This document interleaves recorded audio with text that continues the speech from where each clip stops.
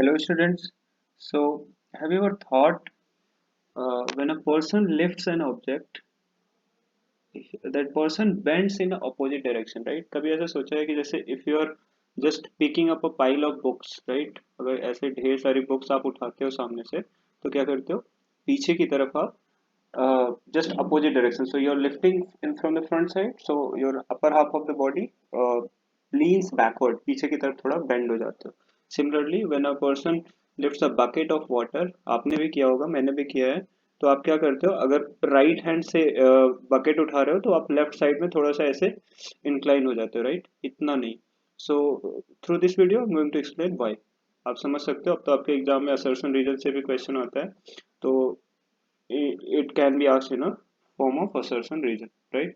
So let's do this. All right. So this is the third lecture of rotational mechanics I was doing. Okay. आप जब कहते हो कि कोई object या बॉडी इक्विलिब्रियम में है, तो उसका क्या मतलब होता है कि center of mass of the object, right? So जो सेंटर ऑफ मास है ऑब्जेक्ट का, वो रेस्ट पे है. Centre of mass of an object is at rest, sorry, not rest, is in equilibrium. अच्छा हुआ कि मैंने रेस्ट बोल दिया गलती से. तो आपको समझना है कि रेस्ट पे होना जरूरी नहीं है for object to be in equilibrium, right? All right. तो सेंटर ऑफ मास क्या है? इक्विलिब्रियम में होना चाहिए.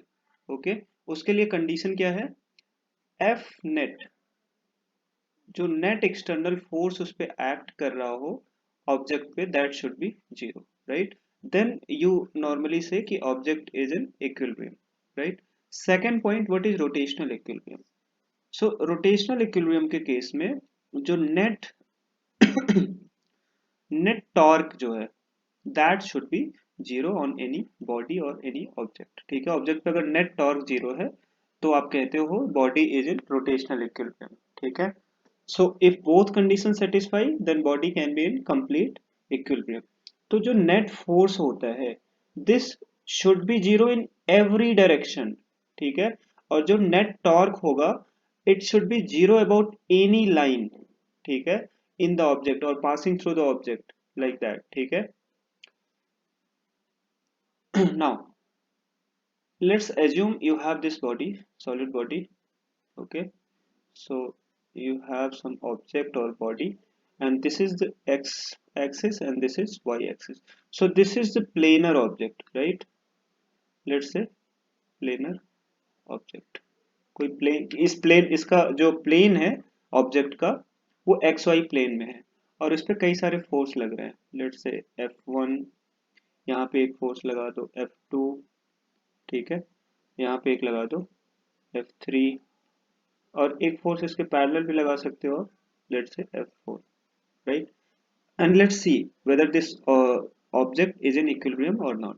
तो देखो इसका जो सिग्मा एफ एक्स होना चाहिए, ये इक्विलिब्रियम में होने के लिए sigma F x should be zero, sigma F why should be zero, और सिग्मा एफ जेड अपने आप जीरो है. क्यों? क्योंकि ये सारे फोर्स एक्स वाई प्लेन में है, जेड कंपोनेंट कोई आएगा ही नहीं, राइट? और क्या होना चाहिए? Sigma torque should be zero, right? ठीक है. तो you these four conditions must be satisfied in order for this object to be in equilibrium, right? अगर ये F1 F2 F3 F4 का टॉर्क अगर आप देखो, F4 का, ये सारे इसी प्लेन में है ना, तो so in order to calculate torque आपका क्या होना चाहिए? Force into perpendicular distance between the line about which you are calculating the torque and the force, line of action of the force. तो यहाँ पे परपेंडिकुलर डिस्टेंस कहीं नहीं है. ये सारे force they are going to cut on the X axis और Y axis. ठीक है. सो वाई एक्सिस के अबाउट सॉरी, सो ये ना ही एक्स एक्सिस के अबाउट एनी टॉर्क आएगा, ना वाई एक्सिस के अबाउट. ठीक है. तो आर क्रॉस एफ होता है टॉर्क, राइट? अगर आर और एफ पैरेलल है तो angle zero, sine zero zero, तब भी टॉर्क जीरो हो गया. और एक दूसरे तरीके से सोचो तो कॉमन परपेंडिकुलर होना चाहिए किसके किसके बीच? फोर्स के बीच और लाइन ऑफ एक्शन के बीच. ठीक है, ऐसा कुछ कॉमन परपेंडिकुलर होना चाहिए, right? Then only you can calculate torque. So यहाँ पे टॉर्क भी जीरो होगा. तो this body it's can be set to be in equilibrium अगर ये एफ एक्स और एफ वाई भी जीरो हो गया, राइट। कंडीशनल है, ठीक है। Now let's talk about that bucket thing that I was saying, या फिर पाइल ऑफ बुक्स या फिर कोई ऑब्जेक्ट है। मान लो यहाँ पे कोई पर्सन है, ठीक है, is trying to lift a box from the ground, ground से कोई बॉक्स उठाना चाह रहा है। तो पहले बॉक्स के बारे में बात करते हैं।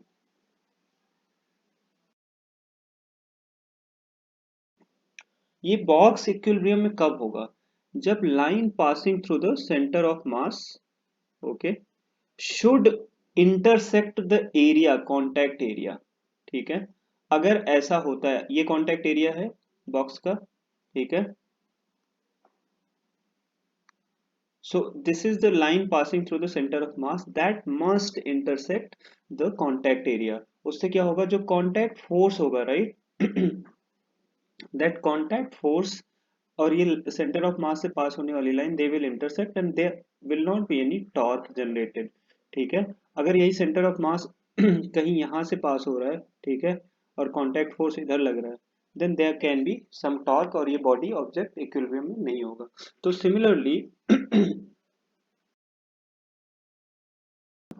so sorry, okay, now जब आप कोई बकेट या कोई ऑब्जेक्ट ऐसे लिफ्ट कर रहे हो, मान लो बकेट का एग्जांपल लेते हैं, तो आप फोर्स ऐसे वर्टिकली लगाते हो, राइट, एक हाथ से, ठीक है।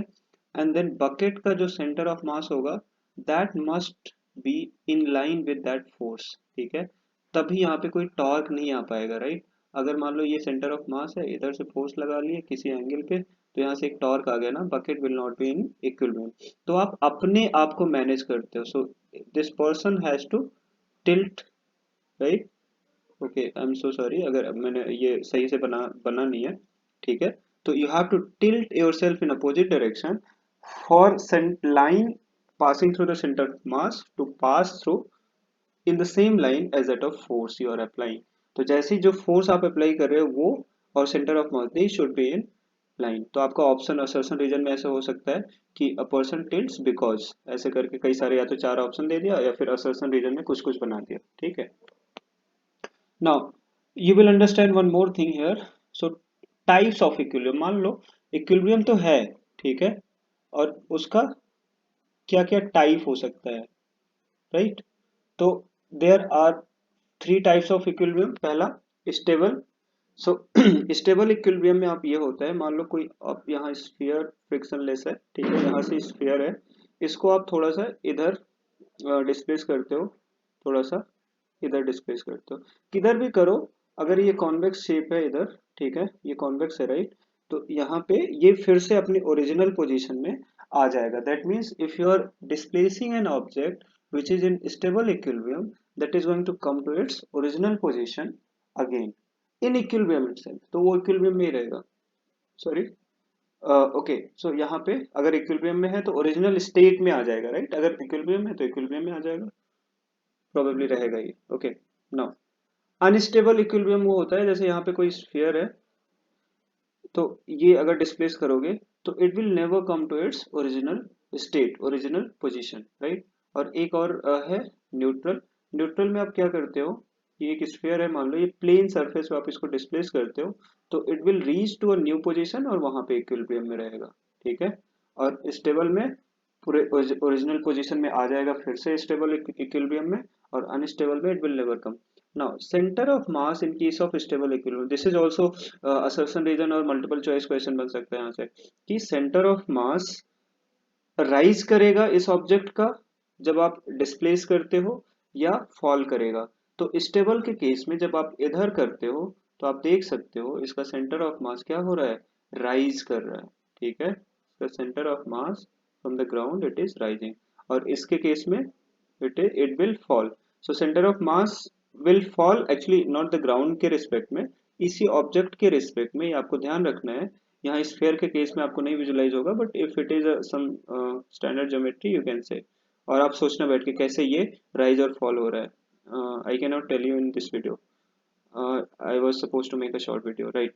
सो ये जो ऑब्जेक्ट है इसमें क्या होगा, अनस्टेबल इक्विलिब्रियम आप डिस्प्लेस करते हो तो इसका सेंटर ऑफ मास फॉल करता है, it will fall, ठीक है, from its location. and इसका न्यूट्रल के केस में ग्राउंड के रिस्पेक्ट में अगर होगा, ठीक है, तो इसका centre of mass will not change, ठीक है, centre of mass will remain it at its same location. तो ये तीनों कंडीशंस आप याद रखना. Okay, so thank you so much for watching the video. Do subscribe to my channel and clear your doubt. You can ask question by sending your question to my telegram group. You can join the group from the link given in the description. Have a great learning. All the best. Thank you so much. Bye.